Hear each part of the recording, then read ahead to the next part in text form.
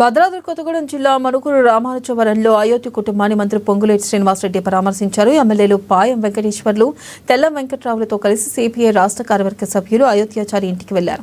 అయోధ్య చిత్రపటానికి పూలమాలలు వేసి ఘన నివాళులర్పించారు. అయోధ్యాచారి కుటుంబ సభ్యులను పరామర్శించి ప్రగాఢ సానుభూతిని వ్యక్తం చేశారు. రోడ్డు ప్రమాదంలో అయోధ్యాచారి మృతి చెందాడని, వార్త వినగానే దిగ్భ్రాంతికి గురయ్యానని, మంచి ఆప్తుడిని కోల్పోయానని పొంగులేటి అన్నారు.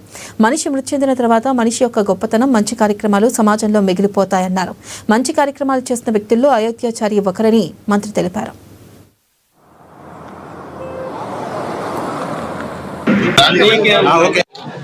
చాలా దురదృష్టకరం, బాధాకరం. పార్టీలు ఏవైనా కూడా ఒక మంచి మిత్రుణ్ణి, ఒక ఆప్తుణ్ణి కోల్పోవటం చాలా బాధాకరం, చాలా విషాదం కూడా.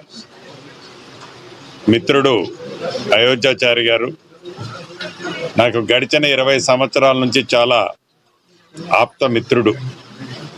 పార్టీలు కమ్యూనిస్టు సిద్ధాంతాలకి తను కట్టుబడి ఉన్న, పార్టీలు వేరైనా ఈ ప్రాంత ప్రజలు, బడుగు బలహీన దళిత గిరిజనులు బాగోగుల కోసం అనేక పర్యాయాలు, నేను అధికారంలో ఉన్ననాడు, అధికారంలో లేనినాడు కూడా వారి శ్రేయస్సు కోసం, వారి బాగోగుల కోసం అనేక పర్యాయాలు నన్ను కలవటం జరిగింది.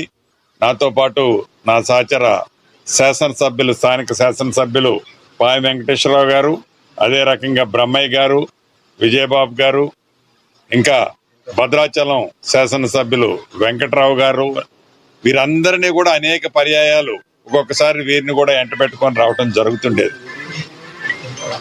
రోడ్డు యాక్సిడెంట్లో సుమారు 10-12 రోజుల క్రితం హైదరాబాద్ వెళ్తుంటే సూర్యాపేట దగ్గర యాక్సిడెంట్లో చనిపోవటం చాలా బాధాకరం. ఏది ఏమైనా ఒక మంచి మిత్రుణ్ణి, ఒక మంచి శ్రేయోభిలాషిని కోల్పోయినందుకు బాధగా ఉన్నా, మనిషి పుట్టినప్పుడే, మనిషి పుట్టడం ఎంత సర్వసాధారణమో మనిషి చనిపోవటం కూడా